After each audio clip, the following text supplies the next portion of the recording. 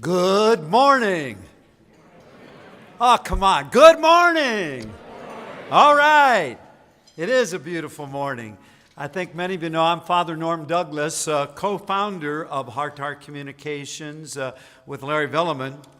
And now, as many of you also know, I have a new title, Executive Director Emeritus and pastor of St. Vincent de Paul Parish just down the street.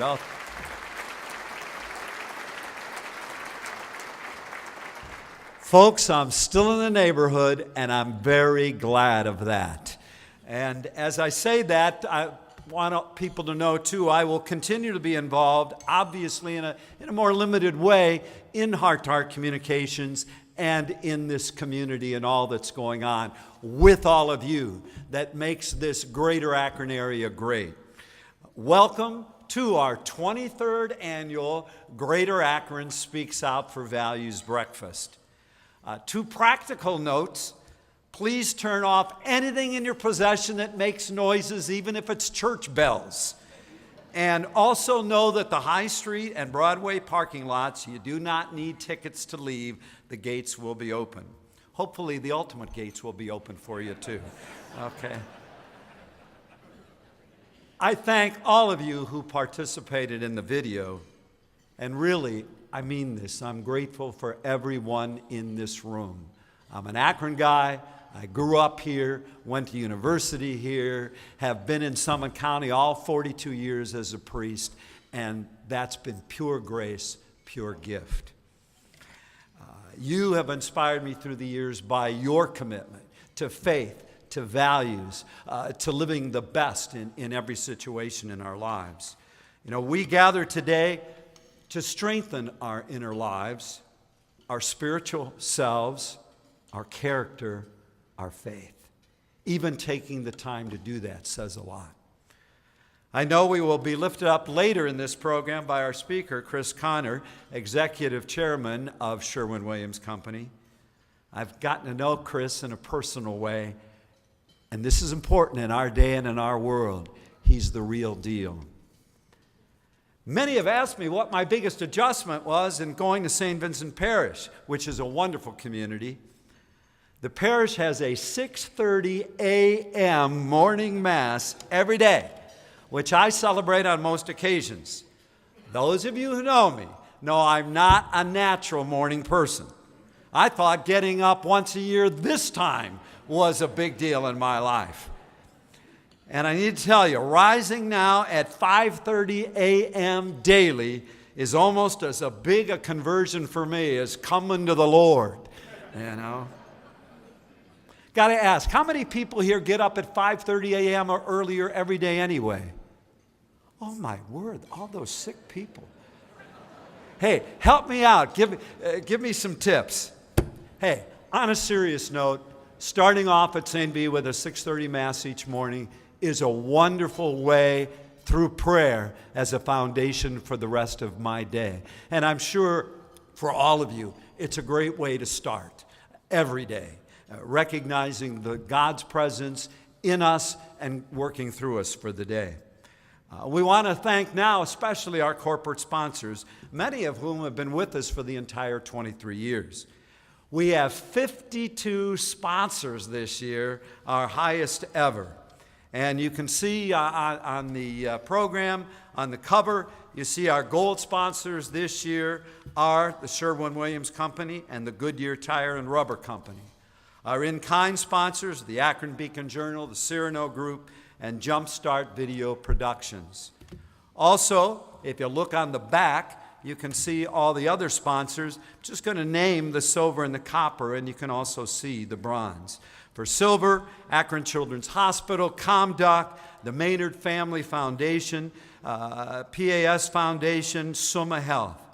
And for copper, AESCO Holdings, A. Schulman, Brennan Man and Diamond, H. Peter Berg Family, Cleveland Clinic Akron General, J.W. Dodato Electric, the Margaret Clark Morgan Foundation, NMG Aerospace, Print Digital Inc., SGS Tool Company, State and Federal Communications Inc., and Time Warner Cable. As I mentioned, you can see the bronze listed there too. And these aren't just a bunch of names on a piece of paper. Again, thank all of you, not only for supporting this breakfast annually, but obviously how so many businesses in this community support faith and values and living our convictions, especially at work. As we look at this, you can ask you to look inside at the right panel, and you're going to see a list of our Board of Trustees with our chair, George DeBoard, and our breakfast committee, chaired by Lisa Hilling, our heart-to-heart staff, including Sarah Sturbaum, our office manager, whose spirit and organizational abilities, thank you for people with organizational abilities, contribute greatly to the success of this breakfast. And for the past 9 months, we've been served well and effectively with our current Director of Operations, Jeremy Lyle, who's about half my age, but still got lots of smarts. He's a heart-centered, community-minded, and spiritually grounded young man. Also, I want to thank another staff member, the fellow whom I first met 30 years ago, this coming Saturday, April 30th. We were both young men then, 30-somethings. And we were back then, they would have maybe called us emerging baby boomers. Larry Villeman, obviously a great friend, co-founder, and Larry, you have shown me how sacred friendship is. And I know there's a community of people here who have that same experience of friendship with a variety of folks in this town. That's a sacred gift, family and friends. Our board and breakfast committee and staff all have given their hearts and souls to our work. I'm going to ask all of them to please stand. Please stand if you're a breakfast committee, staff, board, so we can show you our appreciation.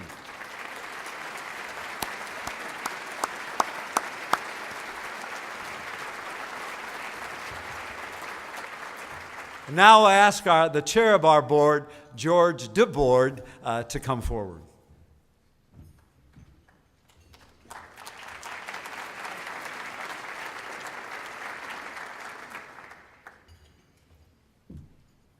Well, good morning, everyone.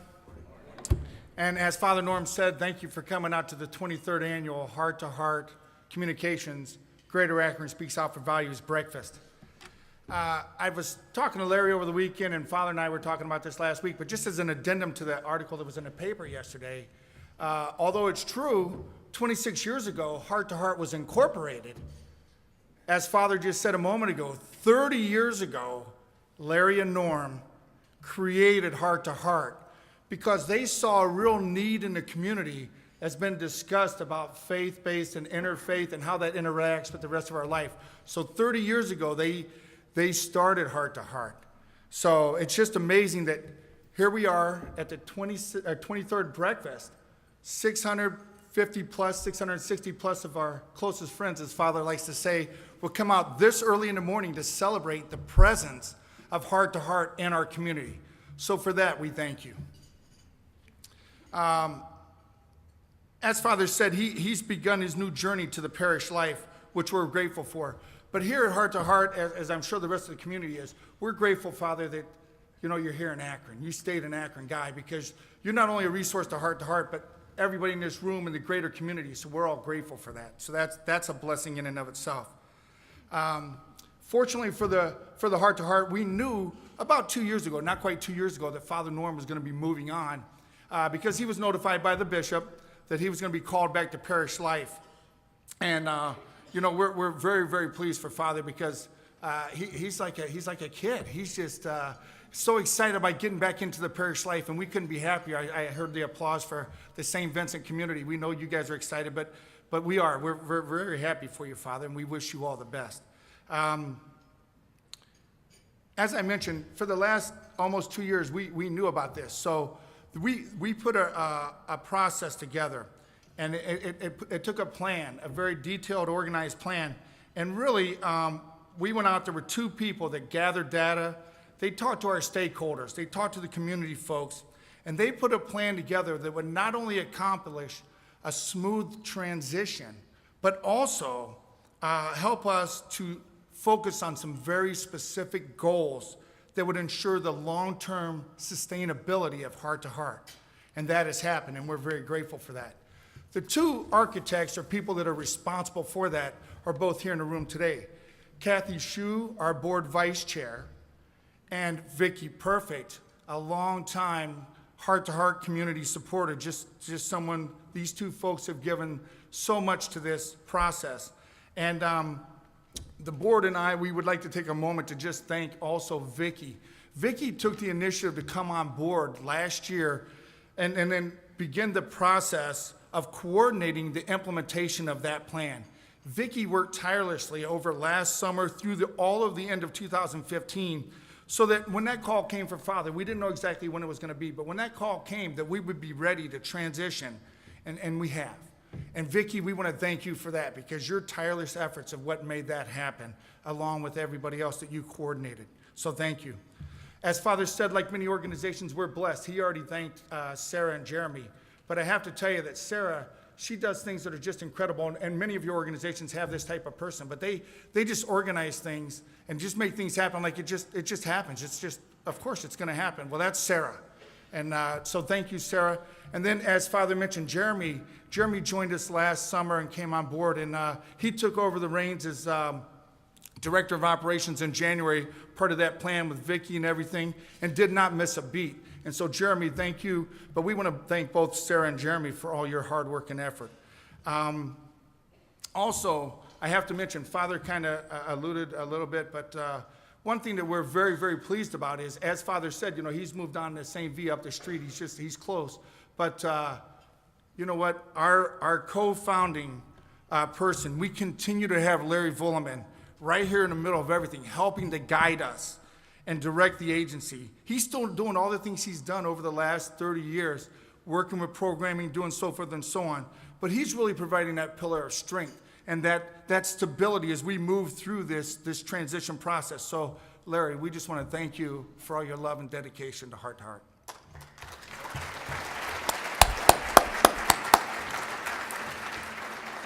I want to also thank I want to thank my fellow board members, both present and current or past, for all your dedication and efforts. Believe me, there's a lot of work. We're a board with a small staff, and there's a lot of efforts to go forth. So thank each and every one of you for all you've done and the difference it really makes in the community. We're going to respect Father Norm's wishes today to not take away from the very special meaning of today's event. We want to focus on what Mr. Connor has to say. But we're going to be reaching out to all of you through the email blast. Sarah, again, here comes Sarah again. So the thing is, we'll be reaching out, doing the email blast and various forms of communication to let you know when we're going to celebrate Father Norm and all of his time with us at Heart to Heart. Those things will be coming a little bit later in the year. Probably summer, fall, early fall. Also, there's a myriad of things going on here at Heart to Heart, just incredible amount of things. And so we're going to be reaching out. We're going to get some things together for you and get it out to you to let you know about some ways that you can help us financially, to help us sustain that and to possibly grow in the future. But again, we'll be getting those things out for you. Father, I just want to say thank you on behalf of myself and the board and everybody for all the stuff you've done over the years. You've done some amazing things to get us to this point to where we could actually transition. You've put a foundation in place with Larry. You've done all the things that need to be done. And so you truly have an incredible legacy that I'm sure you're proud of. And although we know you're at St. V and you're a St. V guy now, but your heart, part of your heart is always going to be here with us, and we know that, and we appreciate it. So, and I'm personally grateful for the time I've had to spend with you over the years and everything you've taught me. So I wish you the best of luck, my friend. And at this time, I'd like to ask Jeremy Lyle, our Director of Operations, to come up, and he's going to tell you about a lot of the great things going on here at Heart to Heart and the agency, and why that there's such an ongoing need, as a couple of people said in the video, there's an ongoing need for what Heart to Heart provides to the community, and that we believe and we look forward with optimism to the next 30 years. Thank you very much. Jeremy? Thank you. Thank you, George, and thank you for your extra effort in recent months. I joked with George that, he has kind of a part-time job that he just doesn't get paid for with us, so he's put in a lot of extra work with us. Well, when we began the conversation with Father Norm about 18 months ago concerning his eventual transition back into full-time work as a parish priest, we asked him, roughly how many people do you think it would take to replace the work that you do at Heart to Heart? And in his humility and modesty, he said, roughly 8. All right, for those of you who know Father Norm, you know that he wouldn't say that in his humility, but you also know that it's not a far stretch to think that it would take about that many people to replace the amount of effort and energy that he brings to the organization. And so, in line with our strategic plan, that's exactly what we set out to do, to train a group of highly qualified and experienced individuals to carry on the heart-to-heart way. And by doing so, to also fulfill a long-term vision and dream of Father Norm and Larry's, to see heart-to-heart expand into every sector of our community.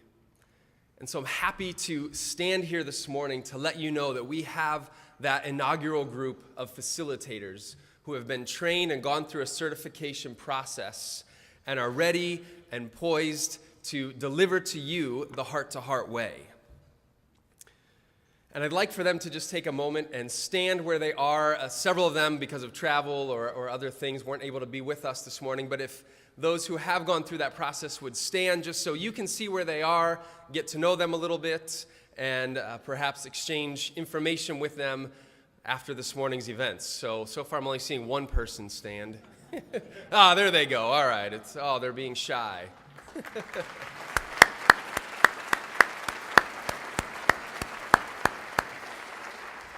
All right, you all can be seated. Thank you. So we don't have time this morning to bring each of them up individually and just share with you the many amazing qualifications that they have that we're really excited about. But I wanted to just take a moment and share a few things that are true of them as a group collectively. So here's some things about them. They are educators, consultants, entrepreneurs, executive coaches, PhDs, OPAs, spiritual directors, counselors, authors, and pioneers in their own areas of expertise. And most importantly, they get it. They get the heart-to-heart way and what has made this organization an impactful community resource over the past 25 plus years. And the good news for you is that they're ready. They're ready to come and meet with you, to talk to you about how we can work with you to bring out the best in your leadership through inner life development that leads to outer work effectiveness.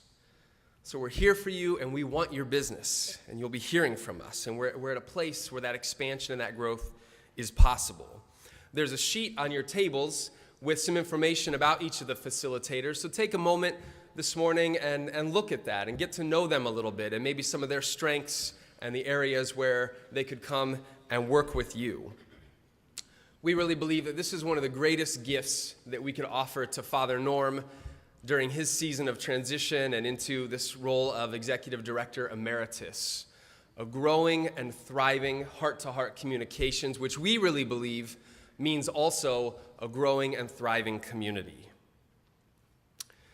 George alluded to it as well, but we also have a highly talented and dedicated and committed board of directors who have been putting in extra hours and effort over the past couple of years to make sure that Heart to Heart was in a place to really embrace this season of transition and change. And so we talked about that, when we heard about the suddenness of Father Norm's call on a Friday and he starts on Monday. He said, I hope you're sitting down because I have some big news.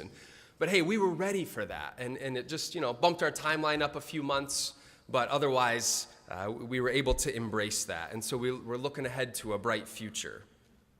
The board has helped to lay that necessary groundwork so that we can build on a strong foundation and expand. They also recently established the Heart to Heart Communications Endowment Fund through Akron Community Foundation, and we're excited about that and just what that means for the longevity of Heart to Heart. And so you can expect to hear from us over the next few months about all of that as well.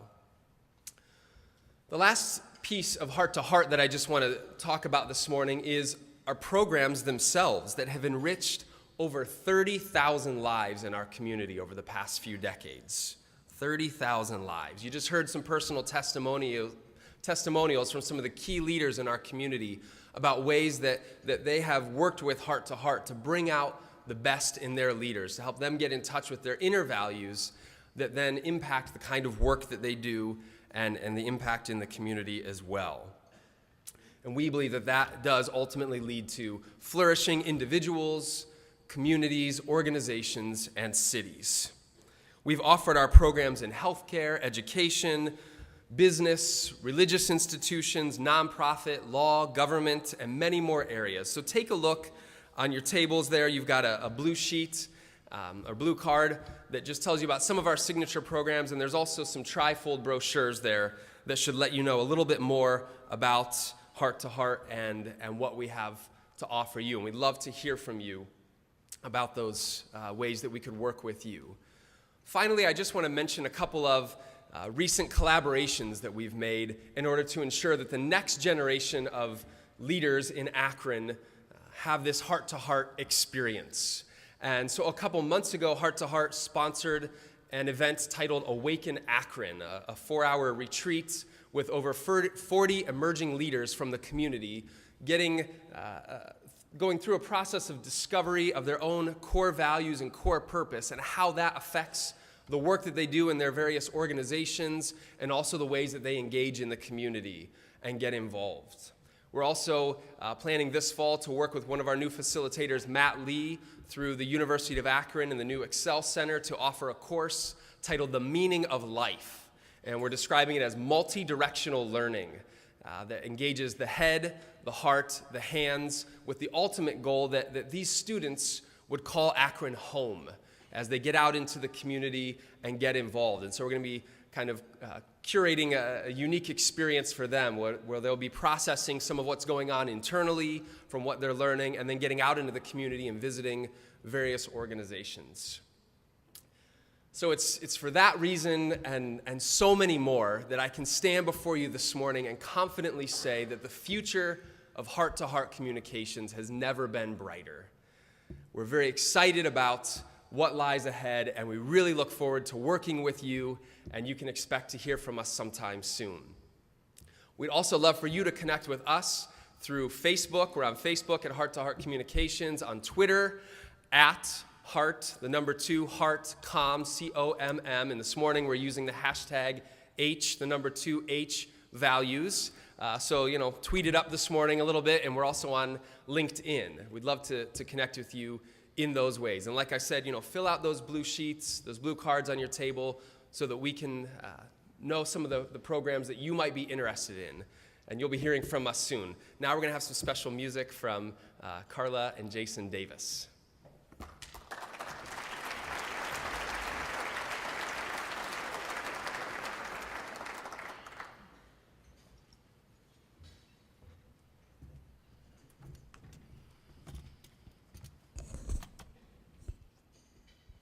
Nothing happens by coincidence, I believe. Nothing happens by coincidence. It's just a joy for us to be here this morning, to share in this time of transition, and to dedicate this special song to both Larry and especially to Father Norm.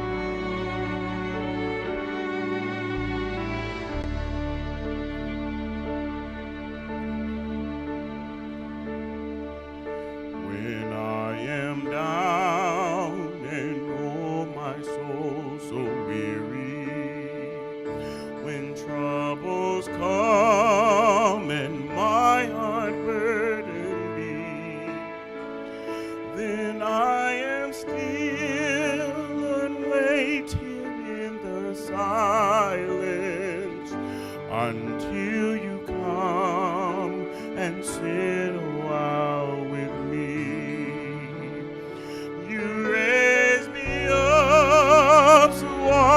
can stand on mountains. You raise me up to walk on stormy seas. I am strong when I am on your shoulders. You raise me up to more than I can be.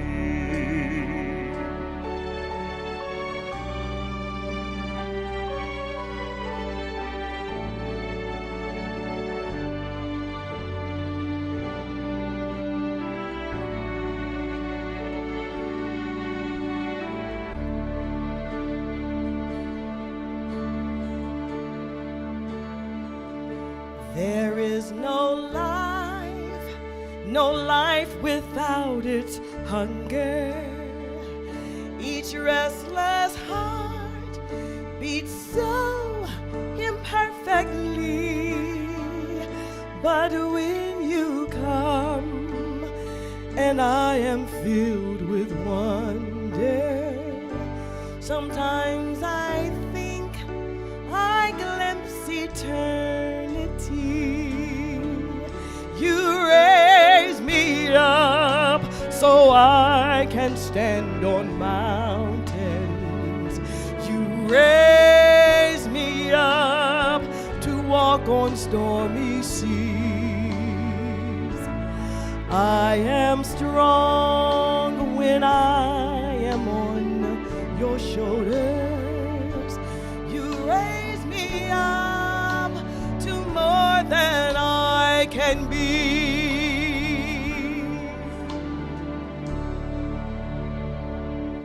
You raise me Up to walk walk on mountains. mountains.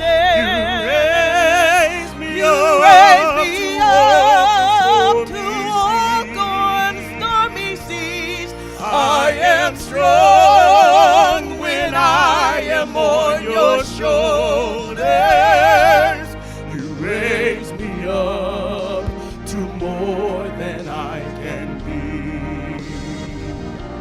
You raise me up,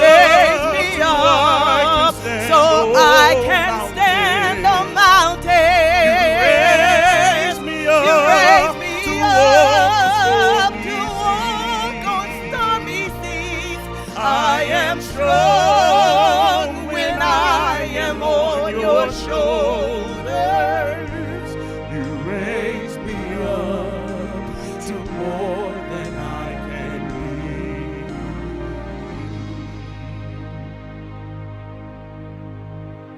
You raise me up. You raise me up to more than I can be.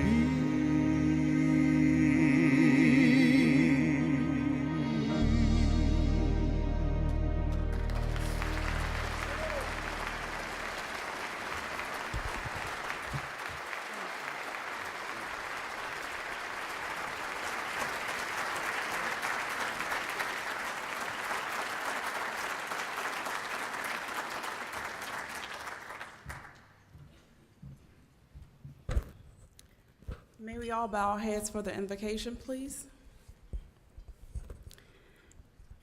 Dear God, we come before you today to give you honor and praise and to remind ourselves of your pivotal place in our lives. You are the source of all that is good. You are the source of all of our blessings. Thank you for every gift that has been given. We thank you for the opportunity to come and gather together this day. We ask your hand of blessing on this meeting. May our hearts be opened. We ask that you bless our speaker. Thank you for the opportunity you give us to serve you and to serve others. May our actions and our attitudes please you this day. These things we pray in your mighty name. Amen.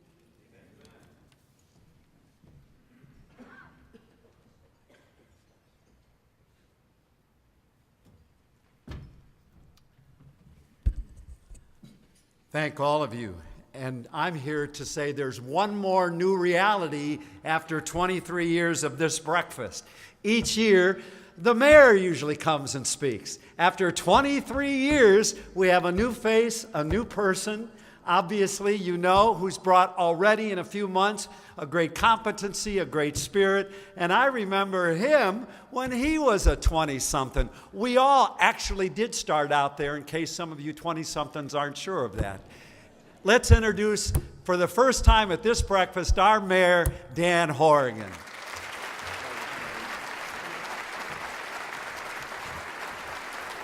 Thank you. Jason and Carla, beautiful. I know you guys had back-to-back performances yesterday, so I know it's been kind of tough. But and Father mentioning that he has 6:30 Mass in the morning is a gentle reminder that he'd like to see a few more of us in the morning, so thank you for clearing up the schedule for me. Good morning again, and thank you for beginning your day in downtown Akron. To be inspired by the words of Mr. Connor, Executive Chairman of Sherwin-Williams, this year's theme, Spirituality in the Corner Office, is a truly fitting title that's caused me to pause and think on several of occasions. And I couldn't agree with Burnett more. Maybe walking away from some of those tough decisions or those tough value questions, I think those are the things that we should probably tackle head on first to get them out of the way. And I've learned during my short time in office, 4 months so far, that God and a strong faith in me is important to many of our citizens, both young and old. This fact inspires me because of my strong belief in God and strong faith, and it solidifies my strong sense of purpose in serving the citizens of Akron while also uplifting as many as we can to work together to make a better and stronger city. Please enjoy your time today with us and listen closely to Mr. Connor, the Executive Chairman of Sherwin-Williams, who will serve as this morning's keynote speaker. I'm looking forward to hearing Mr. Connor's remarks and hope to take away more inspiring words, the importance of serving and servant leadership with God by my side. Once again, thank you for your continued support in Akron and the many initiatives we look forward to in the days ahead. Enjoy the breakfast. Thank you very much.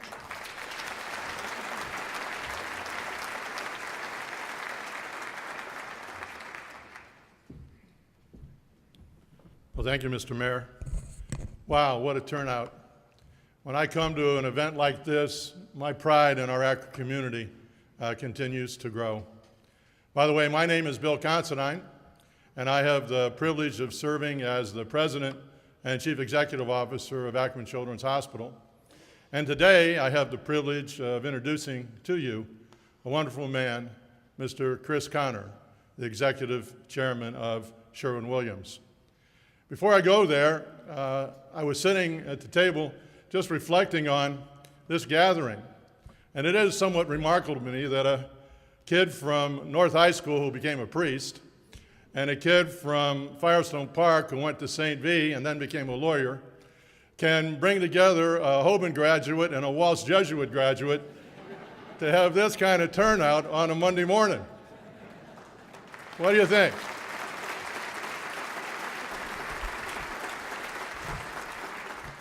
We can do anything in this community.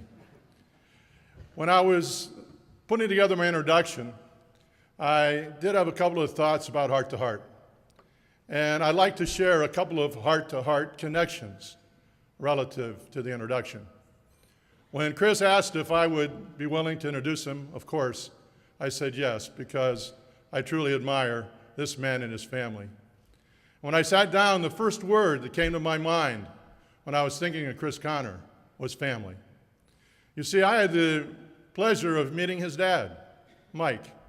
And in 1986, I recalled that his father introduced me at an event for the World Series of Golf. And we talked about the dollars that were raised to that event and how those dollars supported charitable organizations here in our community.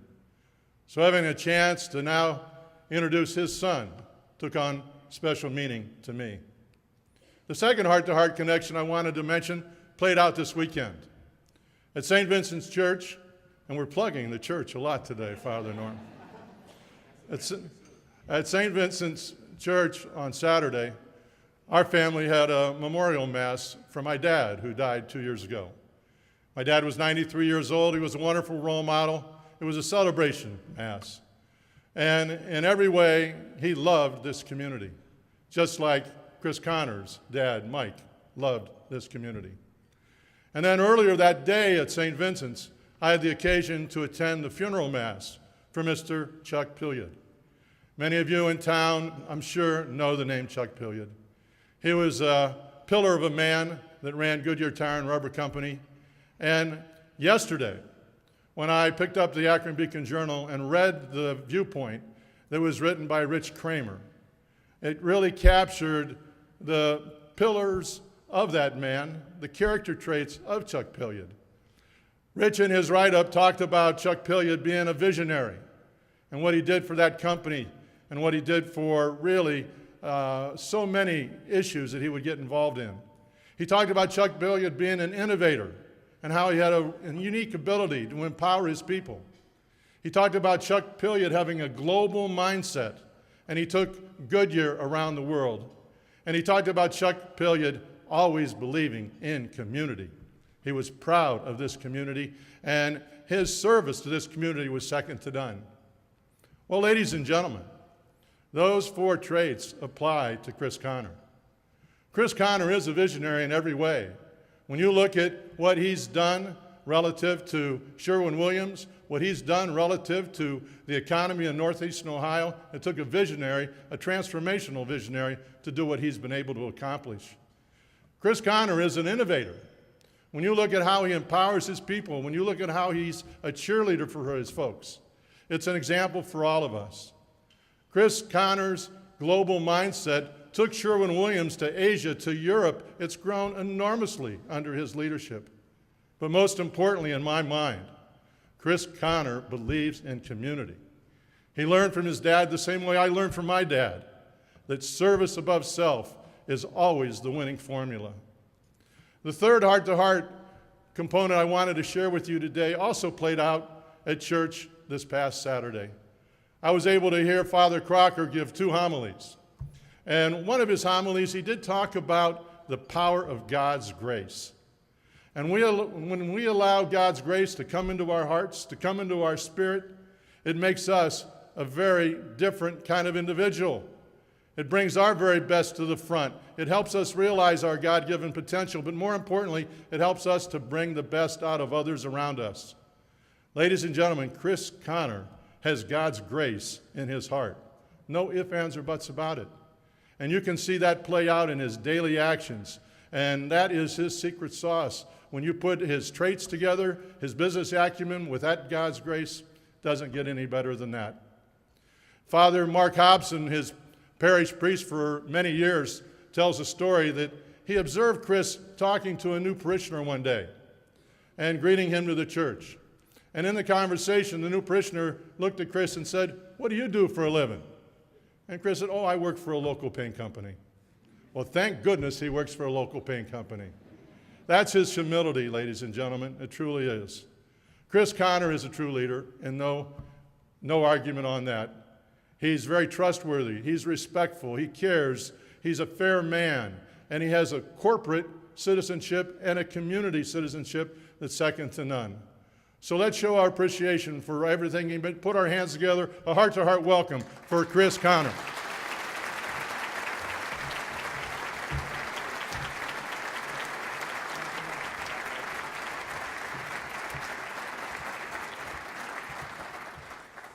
Thank you, everybody, and good morning. Bill, thanks for those comments. I hope I'm capable of living up to all that. Saturday Mass must have been a heck of a time for you. You got a lot out of that. I need to start hanging out at St. Vincent's, I think, with you.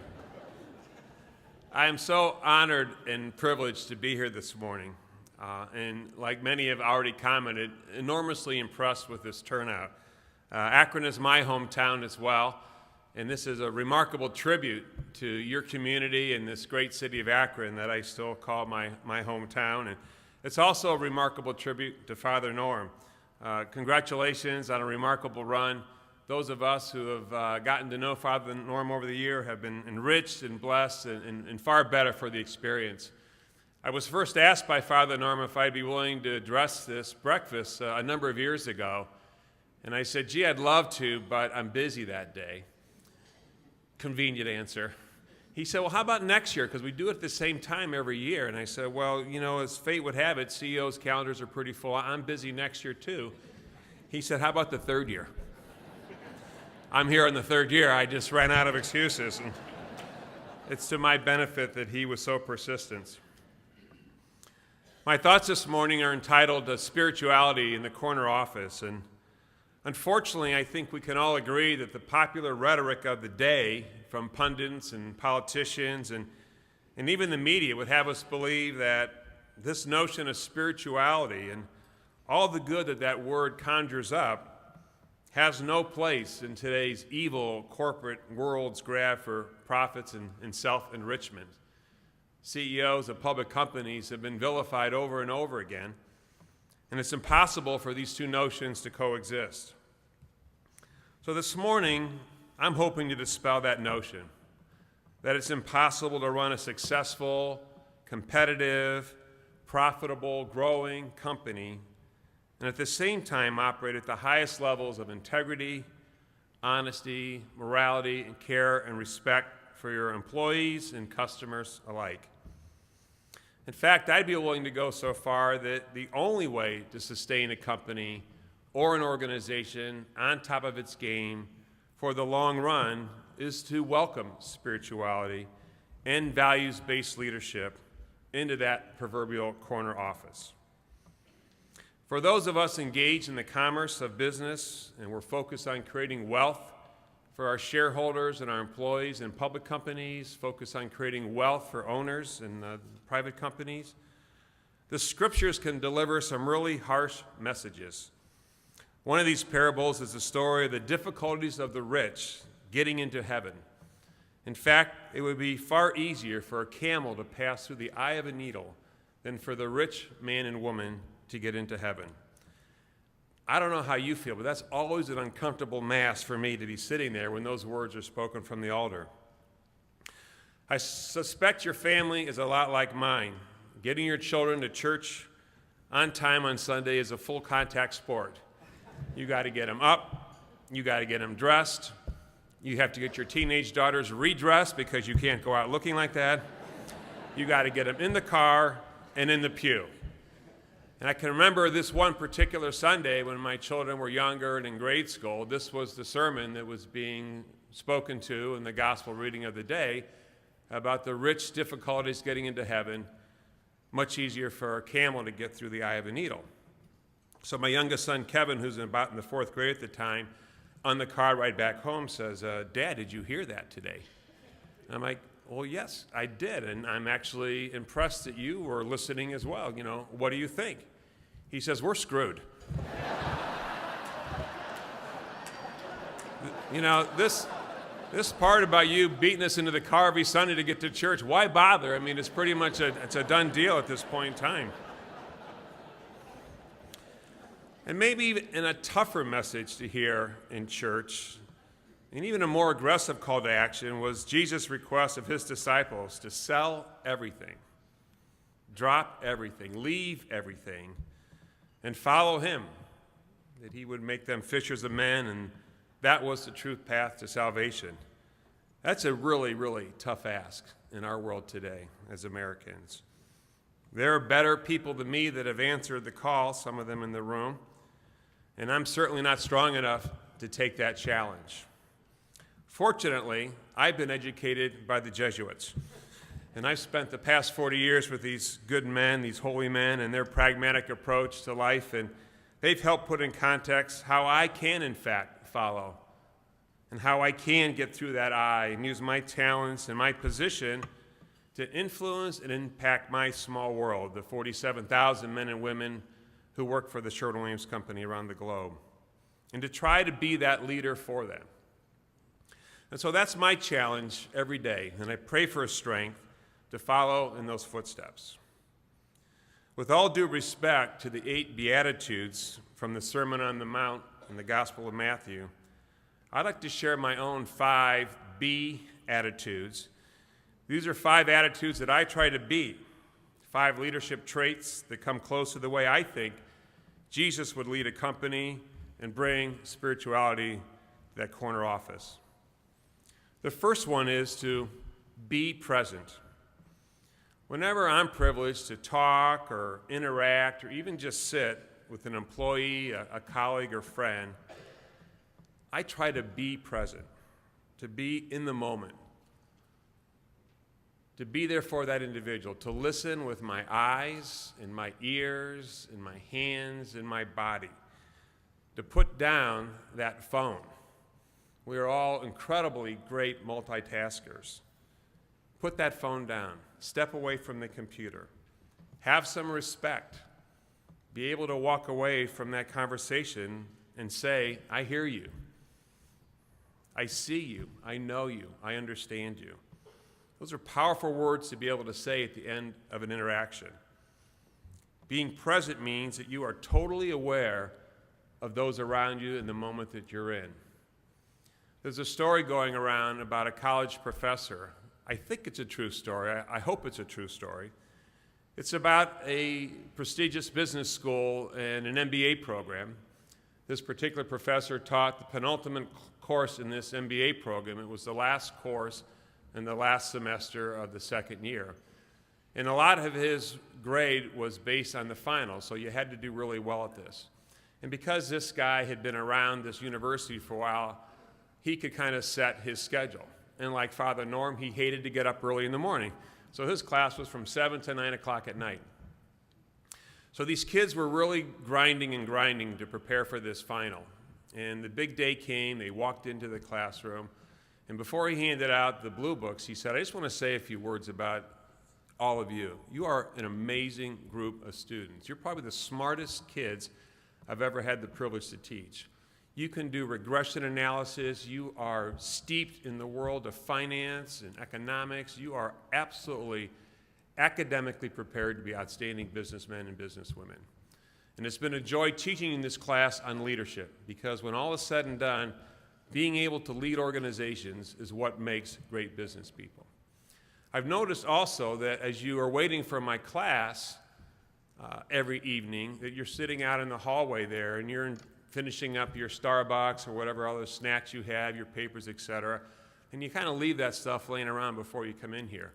There was a cleaning lady that's been out there working, and she keeps this place spotless for you. You've seen her every day for 12 straight weeks. Passes out the blue book. Your final exam question is, what is the name of the cleaning lady? These kids are screaming, what? That's not fair. You can't ask that question. Of course I can ask that question. That's your final exam question. What is the name of that person that you've been seeing all these times and never bothered to ask her what her name was, thank her for what she's doing, to be engaged in that individual's life? I'm sure he got a lot of letters from angry parents who are writing tuition checks for that. But nevertheless, I think it's an interesting message about this notion of being present and being aware and paying attention to those around you. Everyone and every life matters. This is a respect thing when you're interacting with people, to be present to them in that environment. Next, to be thankful. You know, it's really hard to be an arrogant, self-absorbed, inflated ego leader of an organization if your first thought every day is, who can I thank? Who do I need to thank today? Who has been contributing to our cause? Who has really gone the extra mile for the time and effort and intellect? Who can I thank for their loyalty to this organization? Already at this podium this morning, we've had lots of thanks for people that are involved in this organization here, who have gone above and beyond. And at a higher level, you know, I can be thankful to God for my life, for this incredible planet that we call home, for our health, and for the many blessings we have. And most important, I try to be thankful when times get tough and the road is bumpy. And there's plenty of those opportunities, particularly for those of us engaged in the commerce of business.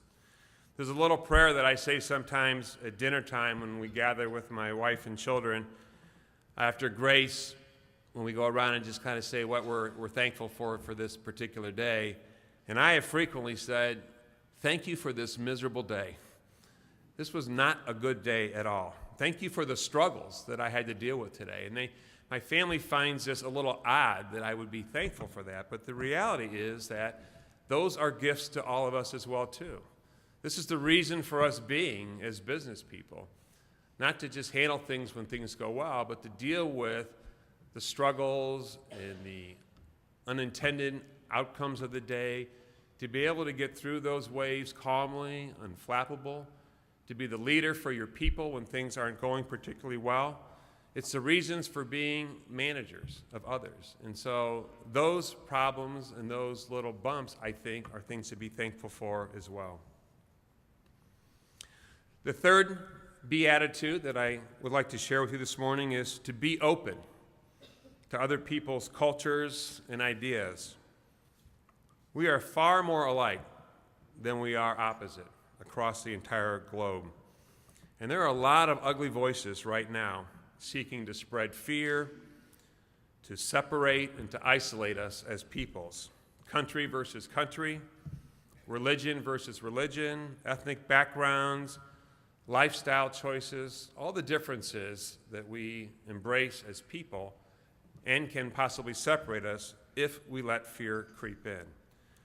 I don't think that's the teachings of Jesus Christ or Muhammad or Buddha or Yahweh or any of the iconic founders or leaders of the world's great religions. I love this Pope that we have right now, this first ever Jesuit Pope, and his message of acceptance and openness and letting all people feel of value and all people feel important and all people feel connected. Recently, I had an opportunity to put my pledge to openness to the test.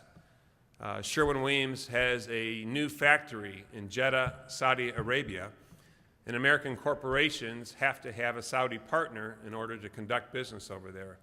My partner is a sheikh who formerly worked for the king of Saudi Arabia. His name is Amr Dabah, and His Excellency Amr Dabah has gotten to be a very good friend. So I was over there recently to work, to visit our factory and our team and to work with Amr. And the largest customer that we have of our company is the Bin Laden Construction Company. This is the same Bin Laden name that unfortunately we know all too well in America. That's the money that was raised by the Bin Laden family, unfortunately, that went to fund and support some of the terrorism activities. So we're on our way to meet with the Bin Laden Construction Company and Salah bin Laden, the chairman and CEO of this organization, Osama's brother. So this was a day that I was looking forward to with some trepidation and fear and concern. Obviously, there's emotions inside you when you're about to do that that are boiling over. On our way to the Bin Laden Company, I'm riding in the back of Amr's car with him, and he says to me, you know, when I was working for the king, I was the Minister of Commerce, much like the United States would have secretaries that the president could appoint. And in that role, I gave the Bin Laden Construction Company an awful lot of business. Salah owes me. And they were in the process of building this new city called King Abdullah Economic City, about 2 hours up the course. And the world's tallest building is going to be built there. He says to me, wouldn't it be great if we could get Sherwin-Williams paint on the world's tallest building? This would be an iconic entry to our activities in Saudi Arabia. I said, well, Amr, that'd be absolutely fantastic. That's what we do. We paint buildings like that. Obviously not the world's tallest building every day. But if it comes up in conversation and you can work that in, I'll be right behind you and we'll get some engineers over here and we'll get the job done. Pull up to the office. It looks like the United States Capitol. It's this big marble building, a dome in the middle, not as large, but it's a pretty impressive building. Salah is waiting for us outside on the front steps. We get out of the car, we walk up the steps. Amr and Salah do the Saudi man hug and kiss each other on each cheek. They're in full Saudi regalia. Amr turns to me and says, I'd like to introduce to you my friend Chris Connor. He's the chairman and CEO of one of the world's most respected paint companies. Mr. Bin Laden, it's an honor to meet you, sir. Very next words out of Amr's mouth. We want the paint on the world's tallest building. We're not even inside the building yet. And Salah says, Amr, of course, it is yours. You don't even need to ask. Such a warm and gracious and kind man. I've been with him now on a number of occasions. He is probably one of the most genuine, open, accepting, religious, faithful men I know. He said, Chris, in America, you have a big family. 6, 7, 8 kids, that's a really big American family. And in families of that size and scale, you may have a black sheep. one kid that's not exactly kind of in step with the rest of them. He said, I have 45 brothers and sisters. My father had 8 wives. That's our culture. We had a black sheep as well. Big family, really big, really bad black sheep. This man has brought shame to our family's name. He's brought shame to our country. We love Americans. We are all one people around the globe. That changed my perspective that day about that Muslim faith and those people and the way that they think. And being open to the fact that we are all connected, we are all alike, was a powerful lesson for me that day. My fourth beatitude that I want to share with you is to be kind. Mean people take so much joy and energy out of life. Kindness is a choice. It's usually the easy choice. I'd suggest that it's always the right choice. That doesn't mean the message or discussion is always pleasant. Hard decisions need to be made in business, to be sure. Bad news needs to be delivered. But even these conversations can be had in a manner that doesn't degrade or belittle people. In business, the worst day of your life is when you have to take somebody out of a job. And the even worse day than that is when you do it en masse, when we make decisions to close a factory or to sell off a division. These are not easily arrived at. They're never fun. They shouldn't be. I remember a particular factory that we had to close out in a small farming community in western Ohio in a town called Dessler. I don't imagine anybody here would know Dessler. We manufactured roller covers out there. Sherwin-Williams invented the roller cover, and this was our first factory. And over the years, this business had grown. We had bought recently another larger roller and paintbrush manufacturing company, and this factory became the one that we needed to consolidate to run a company as efficiently and as profitably as we had to do. So I went with our team out there to tell those folks that we were going to close this factory. I had run the factory at a point in time. I knew these people well. I knew their families. I had been out there to participate in holiday dinners with them as well. And I remember our leader of that business standing up and announcing that we had made the decision to close the factory and that we are required by law to give our employees notice several months ahead of time. We were there 6 months prior to when we had to do this by law. And we told them if they would stay with us all the way through to the closing of the factory, that we would pay their salaries, of course, but we would give them an additional year's salary if they would stay. And that we would offer them jobs in the company, realizing that they would have to move to do that. But any store they wanted to work at, any factory they wanted to work at, we'd provide that opportunity for them. And if they didn't want to do that, that we would bring in support to help them prepare resumes and get themselves ready and prepared to do other kinds of things. None of that helped those people that day. And I can remember this one particular woman who I knew well stood up in front of this audience about this size and just unloaded on me double barrels. She had every right to do so. And I accepted her comments and apologized as profusely as I could. It was not a good day for any of us.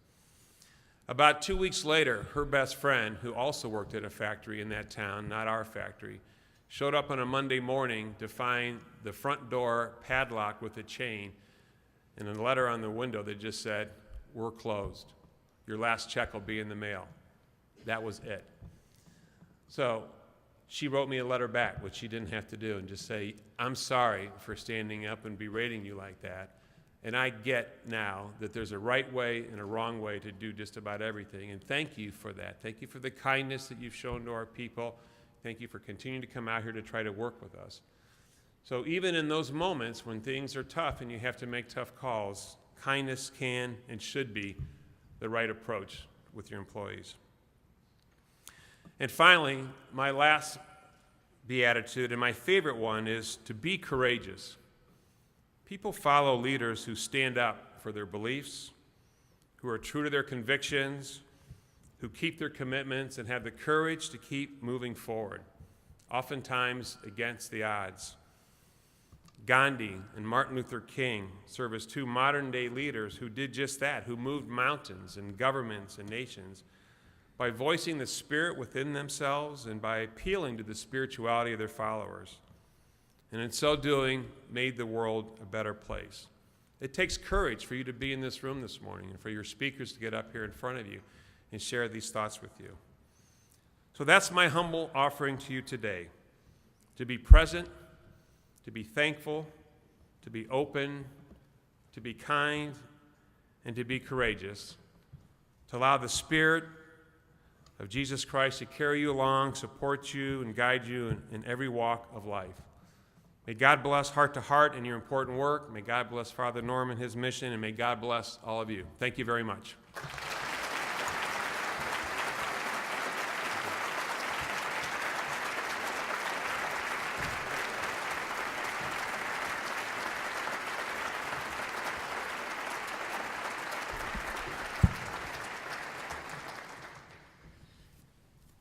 Morning, everybody. My name's Larry Villeman. Norm's mentioned my name a couple times, and Chris, on behalf of Heart to Heart Communications, you know, we wanted to give you this small token of our appreciation. Actually, it's a check made payable for the purposes of Walsh Jesuit High School. I said,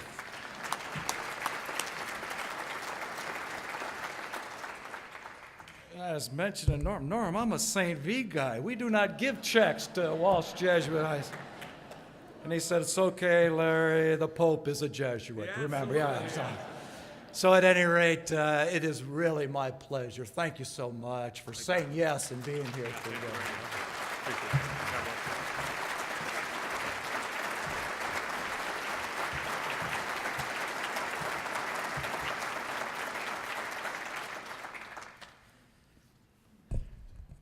Now let me get this straight. Your boss calls you on a late Friday afternoon without any advance notice whatsoever and tells you that your assignment is being changed and it starts on Monday. Is that what happened? You need a lawyer, my friend. You need a lawyer.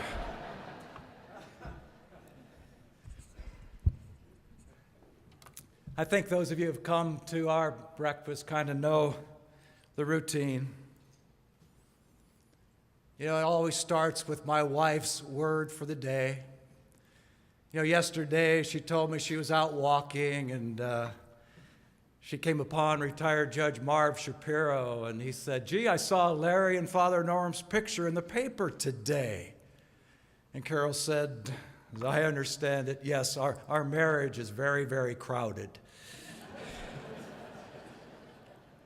You know, and some of you know that even she now and then calls me Sister Mary Larry. I thought the word for the day, Chris, was going to be paint.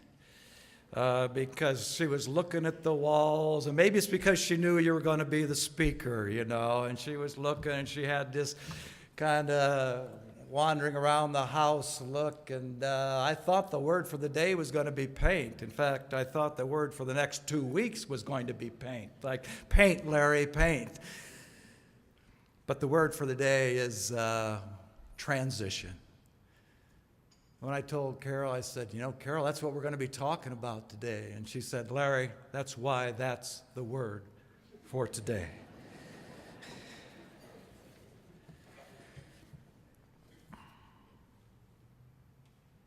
You know, George DeBoard, our chair, mentioned that 30 years ago,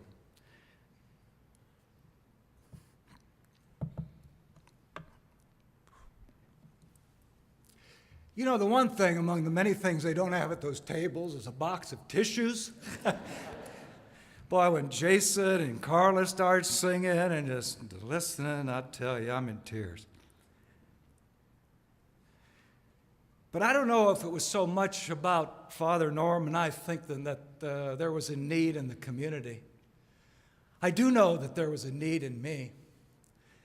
It was within a couple years of my stroke, taken from the courtroom. Gave me cause and pause to think about the stuff that truly matters. A blessing in my life. Oh, I don't want another stroke. But it just plucked me out of the busyness of this all-consuming existence, which was too much about me and not enough about you. And Norm, I guess, had a need himself. You know, as he's often said, you know, is the parish our world or is the world our parish? And I know that as a pastor, he felt the need to be out and about, arousing in folks a greater awareness of the spirituality of everyday life, including our work. And we thought, why don't we bring people together and talk about this stuff? And we did. And we noticed that not only was there an interest in gathering to speak about these things, but there was a hunger. And the folks just kept coming. You know, Friday, Norm and I met with a friend who was a big part of bringing lawyers together early on to talk about the things that truly matter in their work, in their lives, in the life of the community. And this friend is struggling with cancer, homebound, yet he was still encouraging of us, and it made me weep. And afterwards, Norm and I sat down and we began to reminisce a bit. You know, just as friends. You know, when we first met, we put the titles aside, the lawyer, the priest, and we talked man to man, heart to heart. This kid from North Akron, the kid from South Akron, trying to break through this sacred, secular dichotomy which even separates us. The need to acknowledge the work that we do as sacred stuff, as an extension of God's creative presence out there in the world. And I know you think, boy, Larry, you've morphed into being a preacher. And maybe so. But maybe we don't proclaim that enough and enough and enough. And maybe that's the need. And maybe that's the need that all of you beautiful people serve every day of your lives, every day of your working lives. And in Heart to Heart, we don't talk about work as just simply paid employment. It's whatever productive activity you do. Wherever you might happen to be, whoever you might happen to be with. You know, and as we were reminiscing, and, you know, I had to write some of this down, just the beautiful people. The late Judge Sam Bell, John Reese, the late Judge Mary Cassiopa, the late police chiefs, Phil Barnes, Larry Givens, you know, the late bankers in our community, Howard Flood, Gordon Heffern, just beautiful people who along the way were encouraging us. You are a community resource. Go for it. Our friend, the late Marianne Boland, who befriended so many leaders in this community through her good work with Leadership Akron, and how she joined us in her retirement, continuing to say and encourage, you are a community resource. Be about that business. And along the way, so many other beautiful people, inspirational leaders, men and women of diverse religious traditions, occupations, race, and walks of life.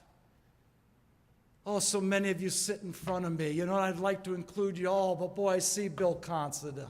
I see Dan Horgan. Dan, thank you so much. You know, a lot of folks out there, maybe they didn't agree with Don Plisquelic, but I'll tell you one thing. He showed up here every year when he could, and he cared about the community, and I thank him wherever he is for his support and encouragement of us. I see Burnett Williams right in front of me. I see Tom Strauss, and I just look around, Ian Schwarber, who right now working with the Excel Center, this young man trying to make it happen through the University of Akron, for the emerging leaders in our community. Maybe so they'll stay here and contribute their gifts, their talents, their abilities to the good work that Akron does. I see Phil Maynard, our community philanthropist, who always has been so supportive of us. Thanks, Phil. Thank you. Thank you all. Monty Miller, Dan Flower, You know, the great work you do with the food bank. Just if I keep looking around, you know, I just see it. Rich Kramer, all the great works you continue to do with Goodyear, and how you support our community, and how you carry on the tradition and the foundations of Chuck Pilliod.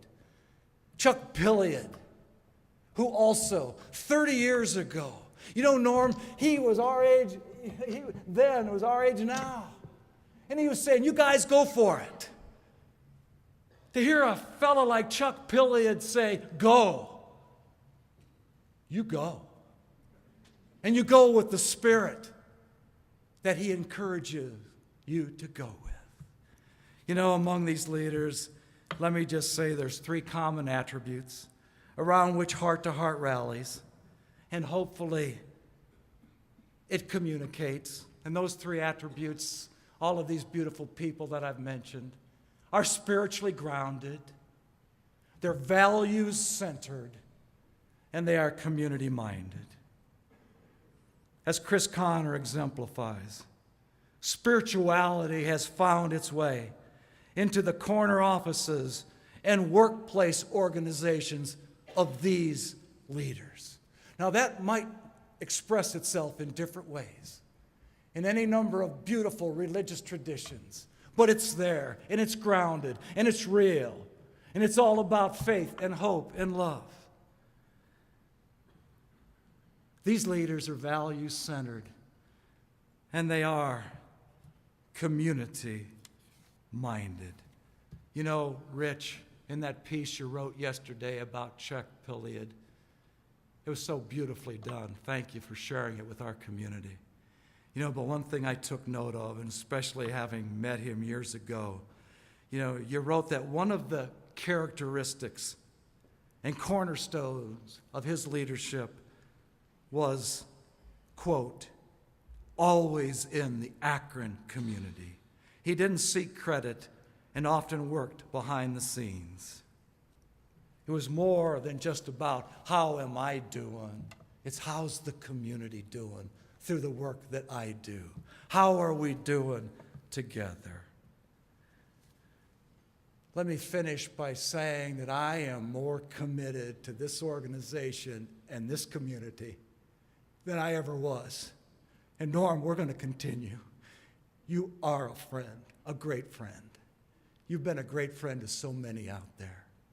And I thank you for all that you've been for me and the people that I care about. And I am just so energized and enthused when I'm working with our emerging leaders such as Jeremy Lyle. I see Catherine O'Malley. On our board, Brian Pollock, Jeff Zaha. You've heard George DeBoard. You know, if an old football player can use an old football analogy, I want to block for you. I do.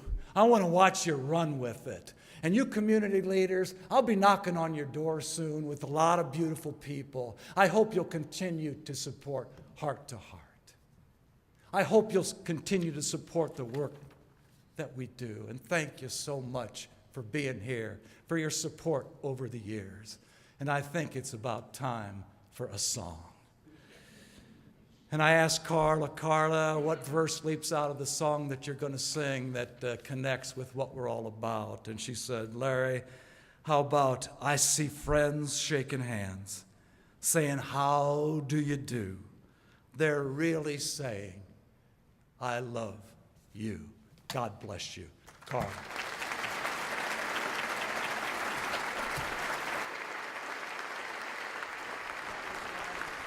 You're going to make me cry.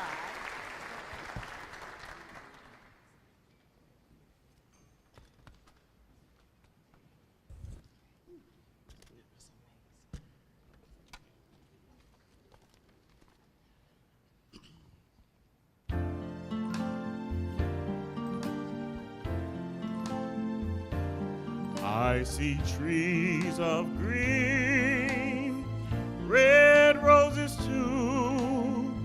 I see them bloom for me and you. And I think to myself, what a wonderful world.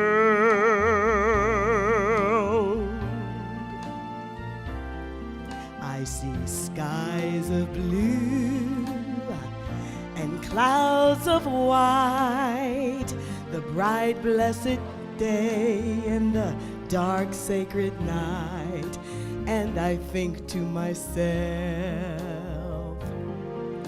what a wonderful world.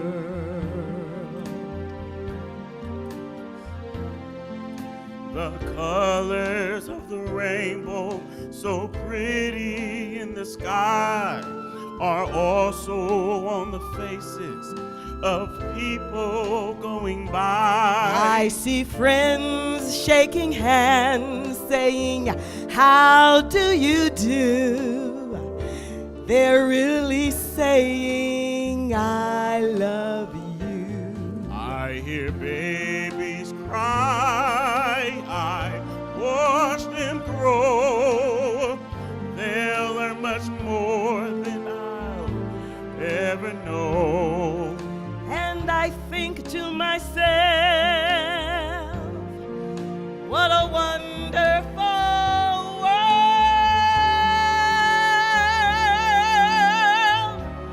And I think to myself,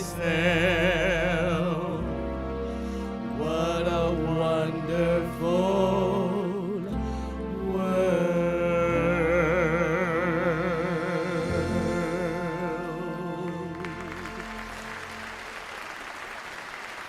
Thank you very much. Good morning, everyone.